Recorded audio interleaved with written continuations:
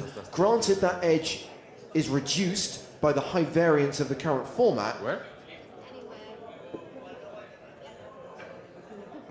Anyway, you see.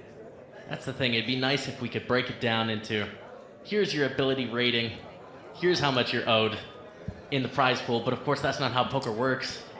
If that is how poker worked, not so many people would be playing these tournaments. I might not have played the main event myself. So we're going to get the action restarted now. The deal is agreed. It's okay. It's all been signed, authorized by the tournament staff. We are good to go again. And remember, they are still playing for a 6-figure score. They are still playing for the championship trophy and title. Sorrentino still looking to become a 2-time main event champion. What did you have? 14? 14? Okay. Thank you. Many congrats. Thank you. Thank you.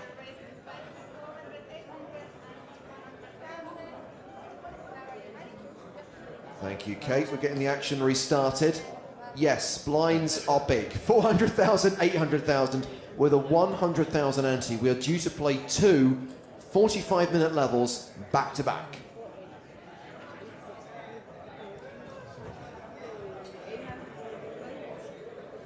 Such awesome stories here.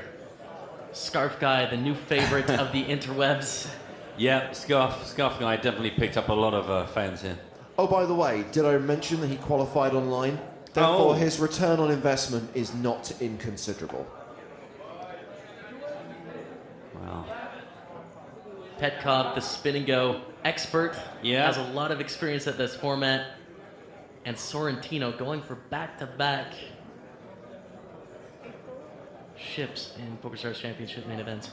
Not quite back to back. Well, There's the annoyance of Sochi in the middle. Yeah, I that's didn't my want bad. to blow that away, but It's close though. 2 out of 3 ain't bad. Is that the meatloaf song? yeah.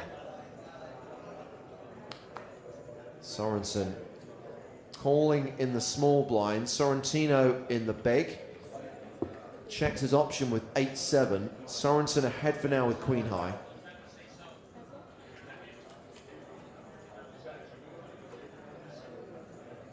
Ten, 7-3. Sorrentino with second pair. Action's been checked to him. So there is still 100,000 to play for, and the title, of course. It'll be interesting to see if the pace of play changes, if the demeanor changes. It's still an insane amount of money to play three-handed for. Well, that's why I'm always I'm always keen to throw up the examples when people do worry that the deal, like, well, now no one cares. It's like, we have seen it time and time again. We get the deal tied up. We're still in for hours and hours because it just still a lot of money in a vacuum, like 100,000 plus the title. 2 of the longest final tables we've ever covered. PCA 2014. A 3-way deal was done between Mike McDonald, Dominic Panker, and Isaac Barron. That final table went on till the early hours of the morning, an epic heads-up battle between Mike and Dominic. Not least because Mike wanted to be a 2-time winner. Yeah. Fast forward to Barcelona 6 months later, Andre Latau. That went on till the early hours of the morning. They'd done a deal hours before. Yeah. The additional money, the trophy, the title, they mean something.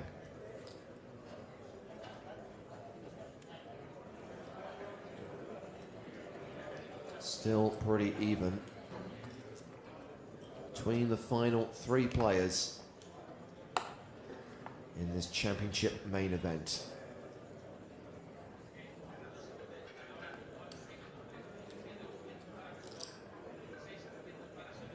Sorensen. 7-5 on the button.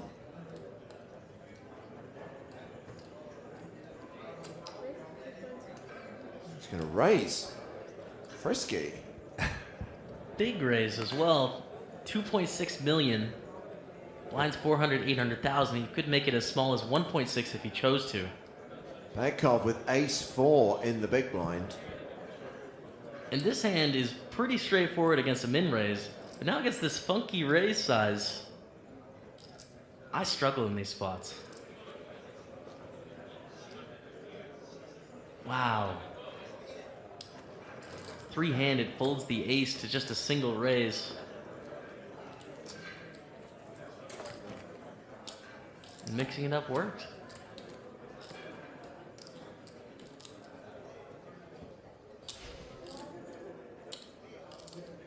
So Sorensen has taken the chip lead, but it's pretty much even Stevens between him and Lachizar Petkov.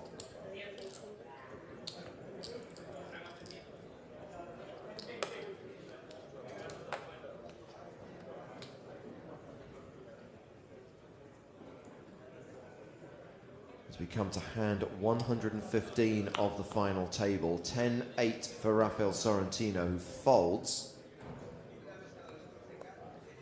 King 4 in the small for Lachizar Petkov.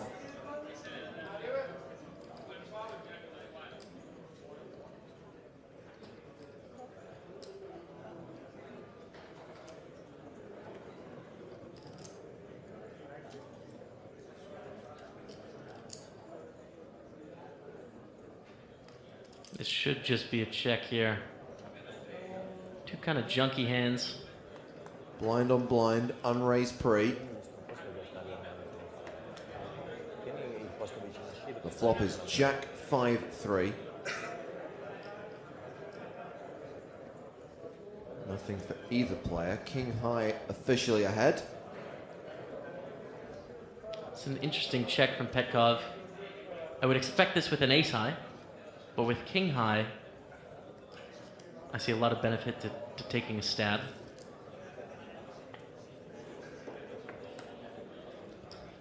Ten on the turn. Sorensen now with second pair and a 93% favorite. And now Petkov's in a spot where, are you going to try and get to showdown with king high? Are you going to bluff?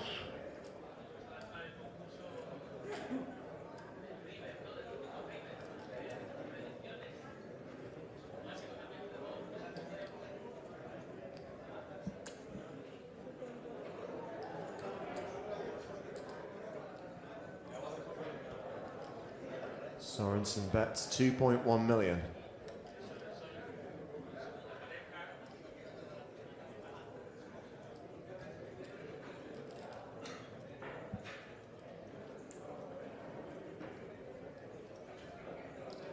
Petkov not folding, making a call with the king high here.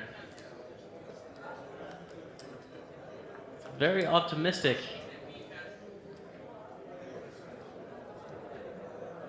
And 6 of spades on the river. Yeah, no one acted after the flop, so gonna be hard to sell the spades. You can just keep betting anyway, because if they didn't believe you, they were kind of right to not believe you, but maybe they pay you off when you get there.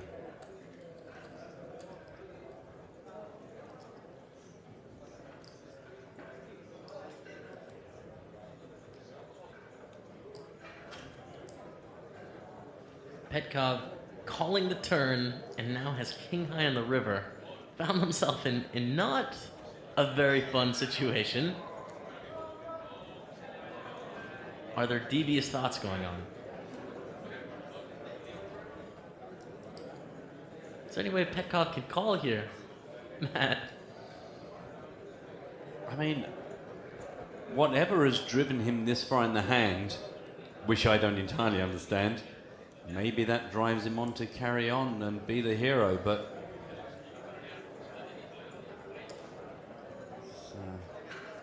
I think we're on the verge of a king high hero call. Well, he's shown such interest all the way throughout with just the king high. Could he raise? Well, that's the only thinking. That's why I went back to the fact we had the 2 spades but no action on the flop. So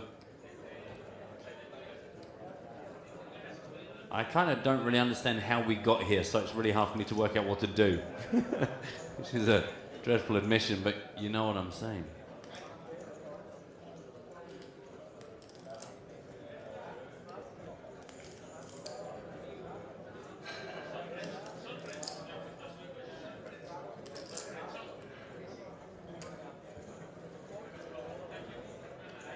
Pretty unlikely to see a raise now. When you see an admission like that Yeah. in the face, it's a call or fold generally. Although if you are playing your local cash game, look out for that. Sometimes people change their minds Yeah. and they forget. He's just worked out, I don't really know where I am. But then they go, yeah, I'm all.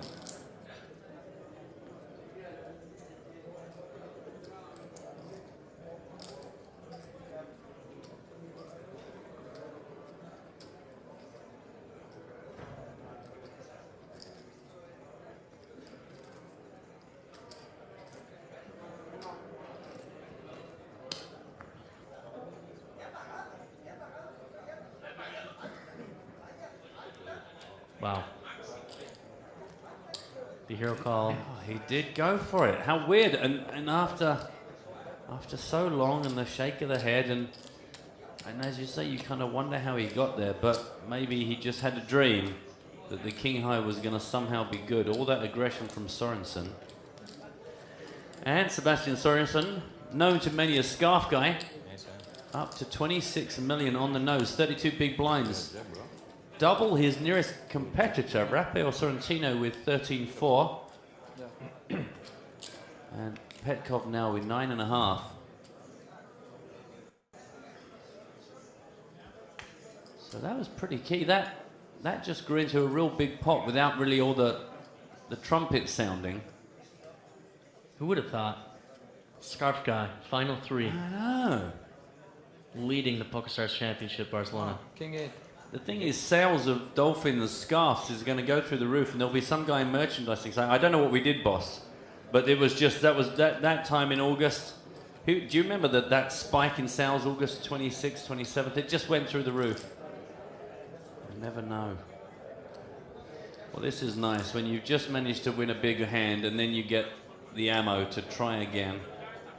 Build up a bit of momentum. It's kind of a pretty slow-moving game now.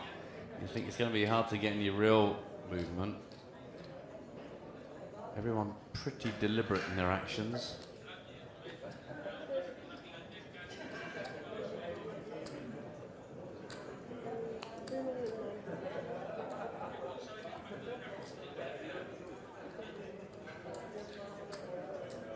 Sorensen raising it up. All in. Wow. Ace Queen. Well, that's kind of understandable.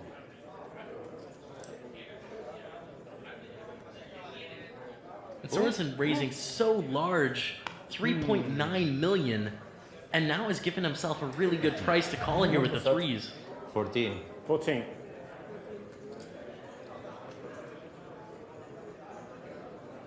I mean, there might come a point where you think, do you know what, the speed of these blinds, the way this is going, David Pet.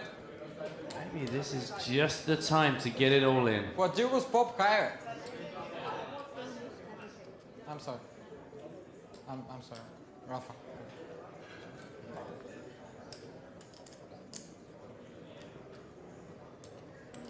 Big decision on Sorensen here. Just got himself to the top of the leaderboard of the three remaining players on our final table, and an opportunity here to take on Sorrentino.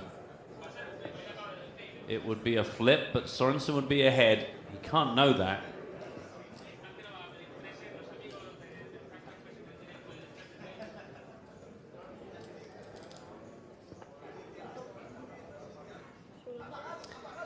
And he has gone for it. So Sorrentino all in at risk, slightly behind, 52% plays 47. And you see now why just a few minutes ago, sorting out that deal, claiming that extra little squeeze of euros. Because with short stack play, you just never know when you're going to find yourself in these flips. And now you hand over all power to the gods. Let the deck do what it will. And other cliches from the world of poker commentary. Enjoy the ride. That's all you could do, Scarf Guy. Good thing is he gets to keep the scarf. I'm surprised Sorrentino didn't say I want 15 grand from the scarf. And the scarf. That comes with me. Safe for the threes right now. 6-6 deuce. And this would really set Sorensen up into a huge lead against Petkov. Unless Sorrentino could hit an ace or a queen on the turn or river here.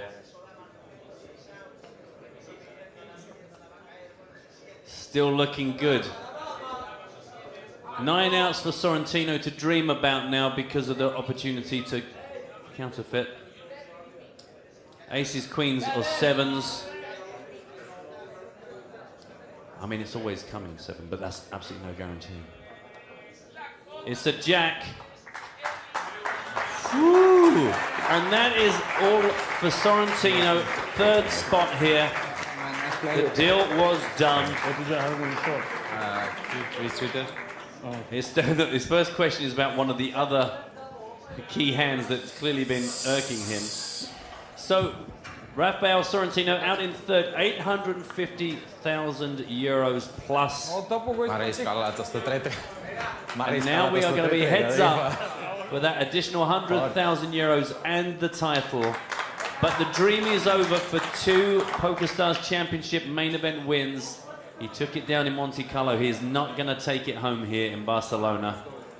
Heads up, Sebastian Sorensen, Lechizar Petkov, and it is a 50-1 big blind chip lead. 40.4 million. Excuse me, 40.9. It's because of my screen. The blinds have already been taken. I've got a really good excuse. 40.9 plays against 9.5. The blinds at 400,000, 800,000 with 100 ante. 30 minutes still on the clock. That's a pretty big discrepancy.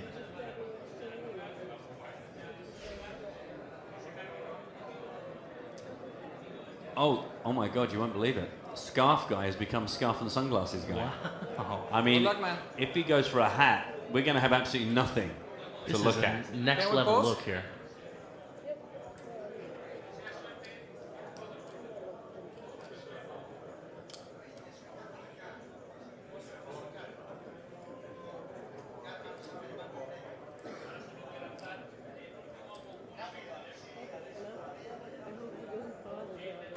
Ah. So here we go. Let's set the scene. Team Sweden, Sebastian Sorensen in the scarf up against Bulgarian Lachizar Petkov. Sorensen with a huge chip lead. More than 40 million, plays 8.5. 30 minutes still on the level. 400,000, 800,000 and a 100,000 ante. So Petkov, this is his wheelhouse. Heads up, sit and go player. He knows everything to a T, what to do here. Sorensen has the heart of the people behind him, though. He does. The thing is, I don't know if he knows that though. He might You know, not. like the power of having everyone rooting for you. I think you need to know that they're rooting for you for it to actually have an impact. I just don't know if the universe is that kind. But yeah, we've identified Petkov. His bio. He's an online heads-up player. Also kills the $100 spin and goes.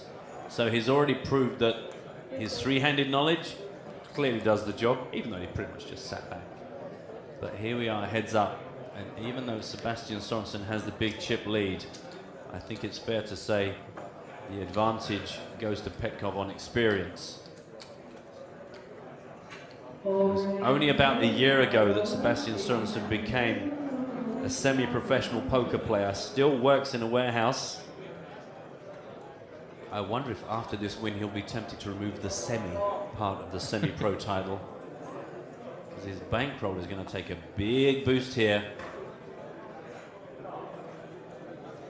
I always wonder what it's like to have a bankroll that high, where like to make significant dents in it, got to win main events or high rollers.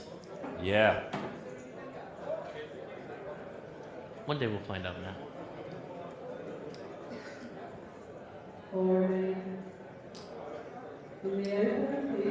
So limp here from Petkov with the 6-4 offsuit. Obviously not a very nice looking hand. All in. And an all in and a fold very quickly. But when you're heads up with only 2 people playing, you're going to be playing most hands here. Yeah.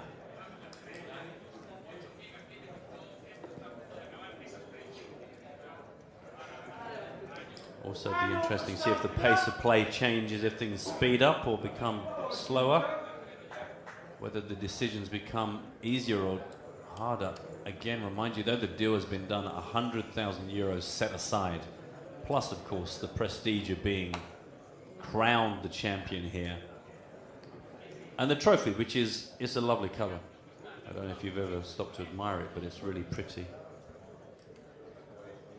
You don't look impressed. I think perhaps you haven't seen it. I'm a fan of trophies. Good. I think we need more trophies in poker. Bigger. I think they need to be bigger, more ridiculous. Like, have you seen the bowling trophies you get? Like Right.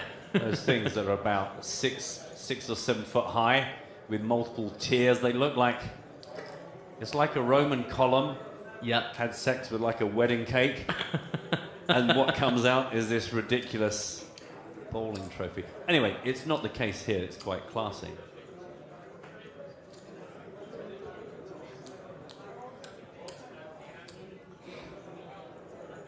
So that was really easy peasy. A fold from Sorensen.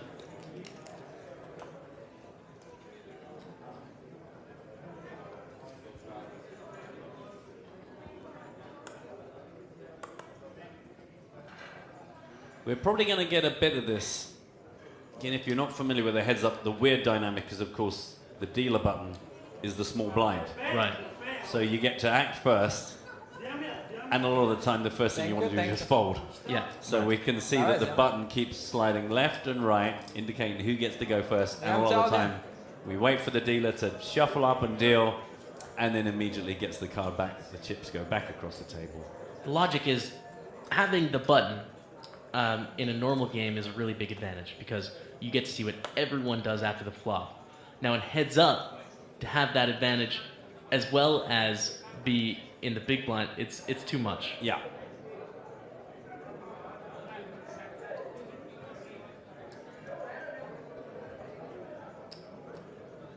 So a 9-10 off for Sorensen.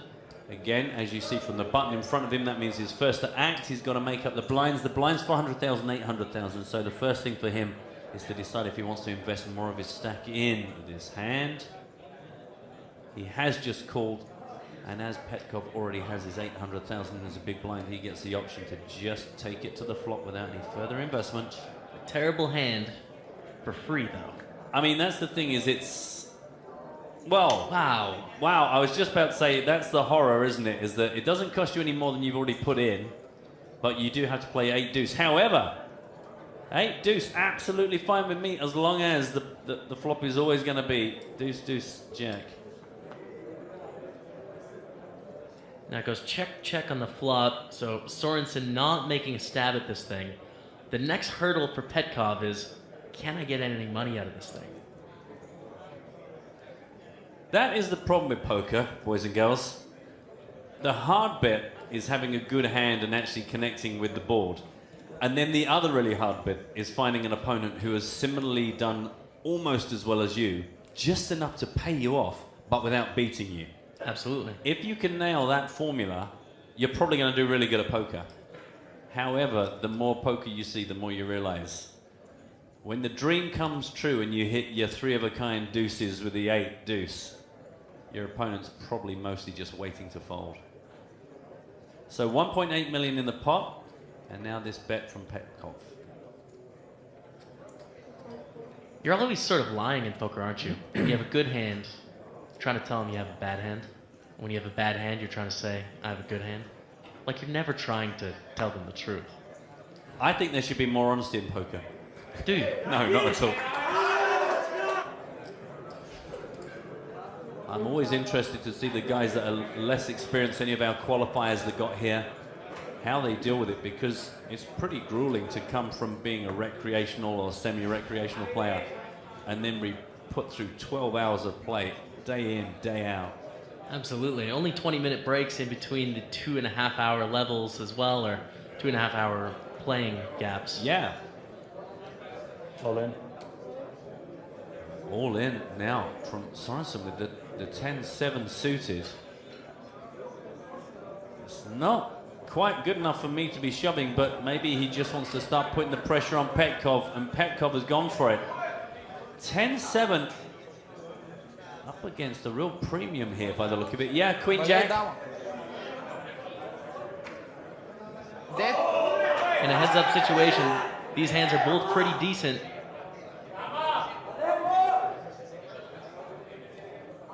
So we see Petkov a decent favourite here. But 5 cars to come to spoil the day. If Petkov could take this down, he would be in a much better spot. 16.2 million in the middle here.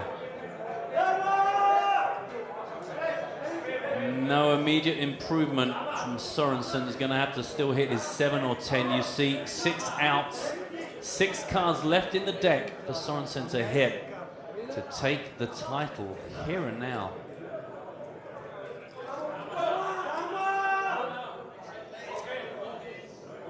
Still no improvement, still just looking for a 7 or a 10. Petkov doubles up, sits straight back down. That's all safe, so everyone gets the pair of 3s. But King, Queen, Jack is good for Petkov, and he adds over 8 million to his stack.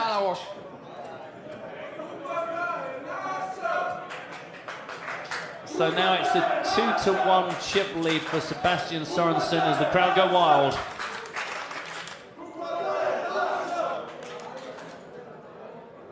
I really think we need to get a coach in for Sebastian.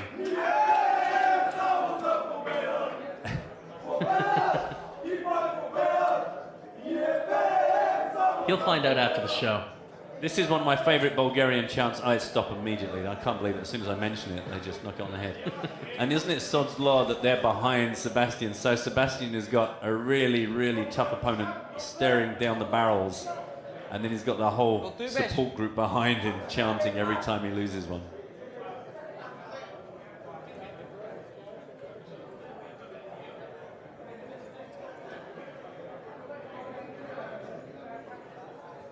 So 18 minutes left on the clock here.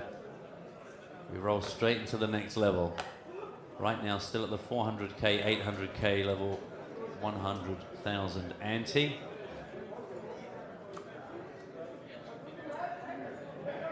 So a different dynamic now. 19 big blinds deep. There's room to do some different things. You can raise fold. You can limp shove. It's a bunch of different moves that weren't possible before that double up.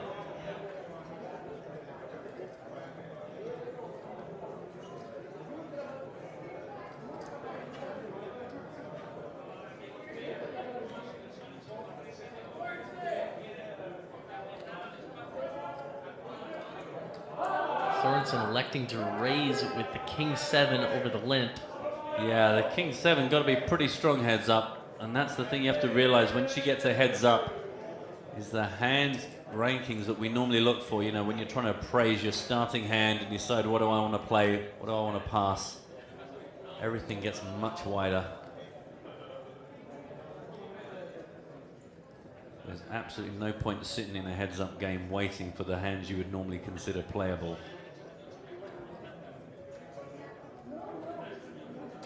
I must say, I kind of lost track of how short Petkov was when Sorensen shoved with that 10 high. But here's the thing, one more double up for Petkov, and it's a 2-1 chip lead for them. It's such a silly game like that, isn't it? I mean, you fight so hard for this title for 6 days, and sometimes it can come down to a cooler. Well, that's why I'm pleased when we had that really shallow 5-handed game. It was good that we had the 2 eliminations sort of back to back, because it meant we actually had some proper poker stats in play. You know, it's not awesome sometimes if you've got the guys who are clearly the best, you know, the cream and the crop. Our final 5, and they're reduced to just shoving and folding.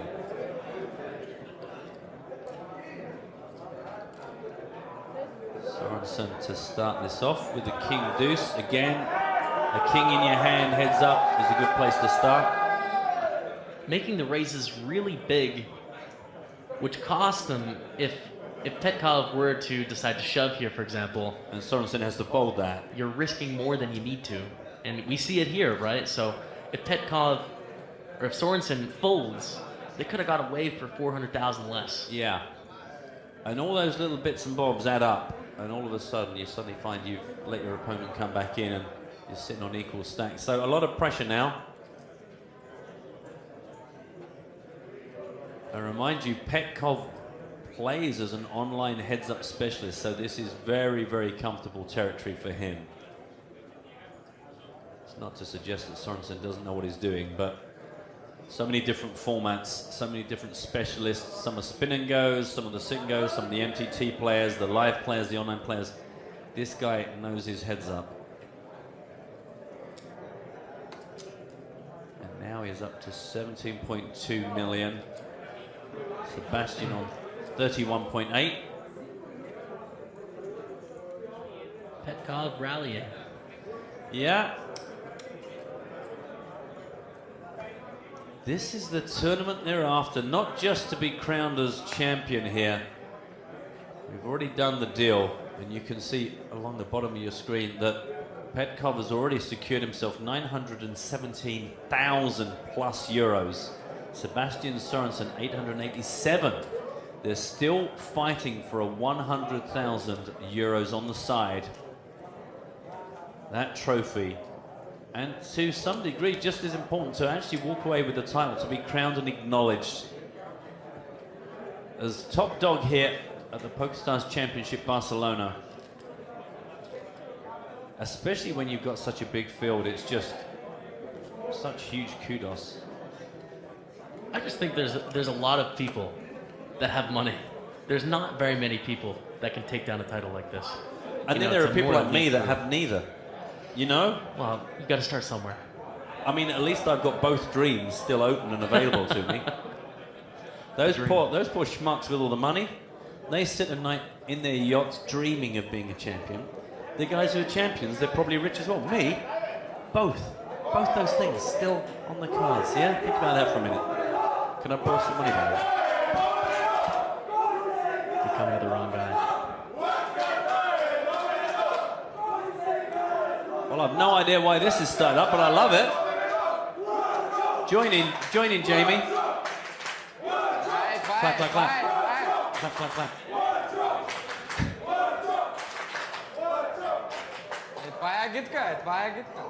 Wow. It's polarizing, but I really like the rail. Do you know what? The good thing is I like a switched on rail. I like a rail that will give you all the chant, but as soon as the cards get dealt, they calm down. Absolutely. Because what you don't want to do is bludgeon the back of Sebastian Sorensen's head into submission by screaming Bulgarian at it. Oh yeah. Oh. But see, again, this brings me back to my point. That's 50% of the problem right there. The great starting hand. Getting paid off by Petkov. I mean, Petkov could even just fold here. Oh, he's already called. He's already called. Excuse me.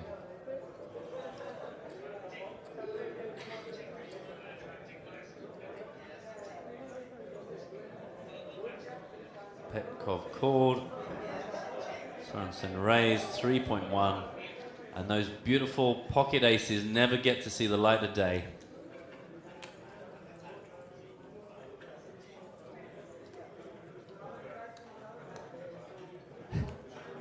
Don't forget, if you want to talk to us on Twitter, you can get to us using the hashtag PokerStarsTV.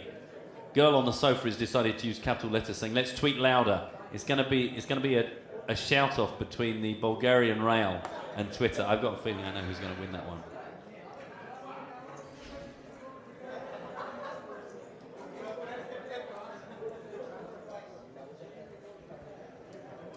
The thing is, with Petkov still under 20 big blinds, this could still be all over in one hand, or we could be up for another 6 hours. You just don't know. Either way.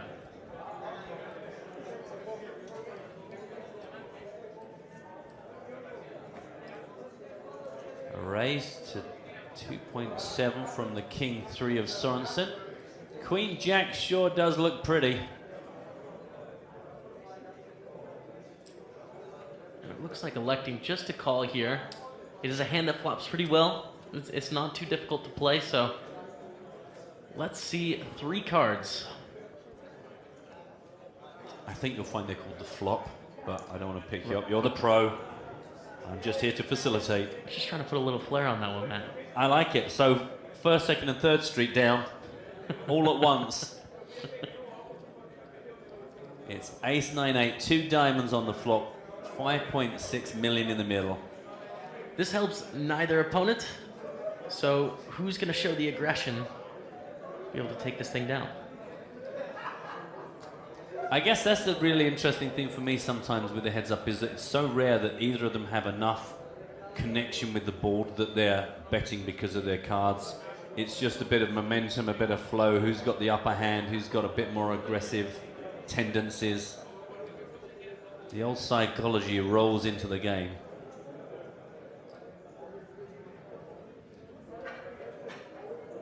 Maybe so. I mean, that's the thing is you can't just keep legitimately playing your cards because they will let you down most of the time. And Sorensen did raise pre, so I guess unless he had some sort of physical tear while his spider sense was tingling, no reason to not take Sorensen seriously. It would be my absolute pleasure to add a third voice to this melee. Hey, Joe Stapleton. Hello, my baby. It's been a busy day handling bust-out interviews, heartbreak in Brazil. Neymar. Too soon. How sad was Neymar? I think Neymar wrote a swear word Wow. on Andre. Yeah, no. It's a good job you can't understand Brazilian because you're very easily insulted. Well, it said vamos, so I thought that was good. And then Andre was like, don't read the rest of that. Oh, okay. So maybe it said vamos yourself. Yeah.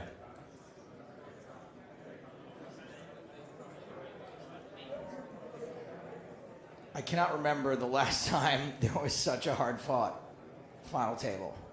It's been amazing, hasn't it? And so many opportunities to see the exit of a player. Hit on the turn, hit on the river, everyone sits back down. We nearly had it come to a conclusion, a few hands back. But Petkov instead managed to double up. And now we've got two guys fighting it out with enough chips to do some damage.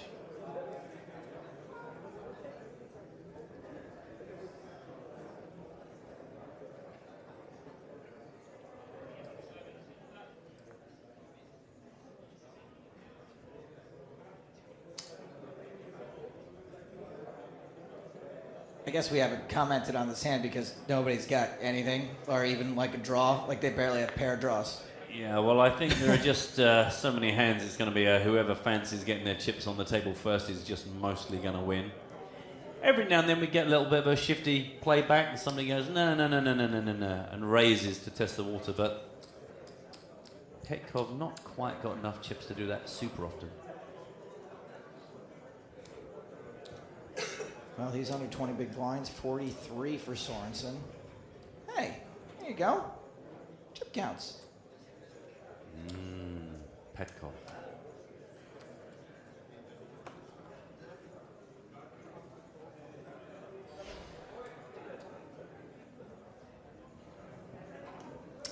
He might end up on my list of favorite Bulgarian players. There is room, isn't there? Did you see my list of my top? Yeah. My top 4 favorite Bulgarian players? It's a solid list as well. Danchev, Nadanov, Popov. Popov gets a treat. Dimov, Petkov. I mean, it just fits in there. That total live earnings figure is going to get a real big top up come the end of this tournament. Already got 900,000 plus euros locked down. Still fighting for another 100,000. You know, I always wondered what that off means at the end of everybody's name. Yeah. Just means person. No, I'm just kidding. I made that up. Yeah. It didn't sound particularly believable. I just thought in case you'd been trolled by someone, I Pet just go, person, Dean person, Dan person. makes sense. I mean, Sorensen, I'm guessing Yeah. he's the son of Soren. Exactly. That was what it meant eventually. Well, this could be fun. Guess what we're hoping to see on the flop, everybody? The best player winning? I was hoping for a Jack 8-9 flop, actually. But your idea is also quite good. Let's at least get like a Queen 10, maybe. So we got some straight draws, like some reasons to get involved. You're thinking like a poker player, Okay. Or we could just not see a flop at all. which is surprising but But acceptable. not.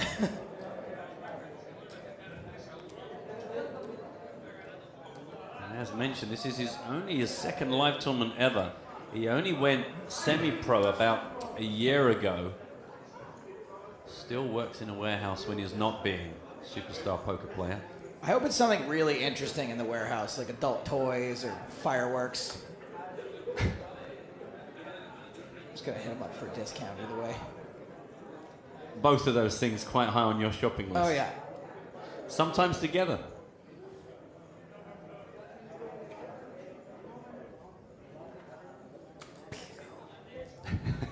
Do you know, as soon as I said that, I thought, oh, please don't take the bait. I've just led you down a path that can only end dismissal. Queen 10 of clubs looks pretty. And we just lost Salt Lake City. Sorensen still choosing that big raise sizing, which makes this a very interesting heads-up situation. It really does change what sorts of hands Petkov can play. The cheaper it is, the more you get to play. It's worth remembering that. That's a real handy tip. The poker today has been so cheap, there should be like a late night television advertisement for it with like a crazy Russian and lots of loud. What was that guy's name? Crazy Ivan? Yeah. Lots of horns going off. Yeah. Meow, meow, meow, meow. Cheap poker. So Petkov just cheeky here with the ace-6. Just gonna limp in here, completes the small blind. Sorensen checks the option. Not taking the bait. Petkov definitely rooting for something there.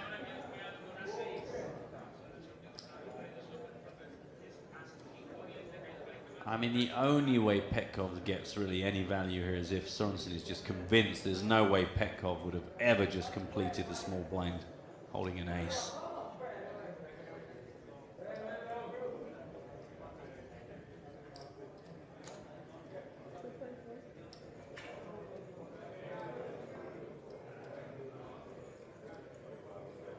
And a pretty decent sized bet here of 2.1 million. This is such a nice spot for Petkov. Under-repped his hand, didn't announce that he had something good before the 3 cards came out on the flop. In a vacuum, it's a nice spot for him. I mean, that he's getting bet into here. I feel like Sorensen is a bet once and give up a lot kind of guy. Yeah. Daniel used a phrase earlier called give him some rope. I feel like you could give Sorensen all the rope in the world and he'll just go, oh, what am I supposed to do with this rope? Fold. Check out. You know, sometimes the reads pay off, Joe. Well, here we go. He's actually gonna sometimes- double barrel this with King High. Sometimes they don't.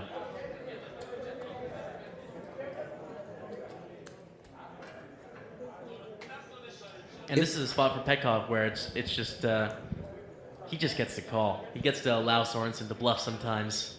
He's using the rope. Yep.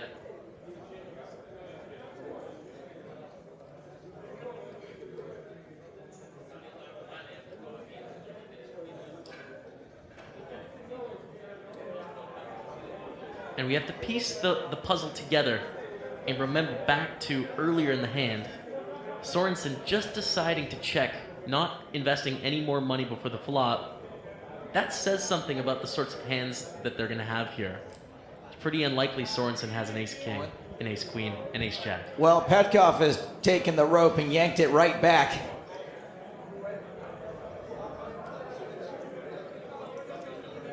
He's done pretty much all he can to let Sorensen get away from this now. How's he supposed to know, though? What do you think of this shove in general, though? Do you think you're going to get called by? You know, this is a hand you'll never get called by. Will you get called by many worse hands unless it's some kind of crazy cooler and there's ace-4, ace-tray, or ace-deuce out there? I think if you have an 8 and a draw or jack-9, no, even that's not priced in. I think maybe a call is better here, Joe, because, like you said, it's going to be really tough to get called by a worse hand. So you don't want to give free cards. There's a benefit to getting draws to fold and charging them. Probably not enough of a benefit. So Petrov wins one.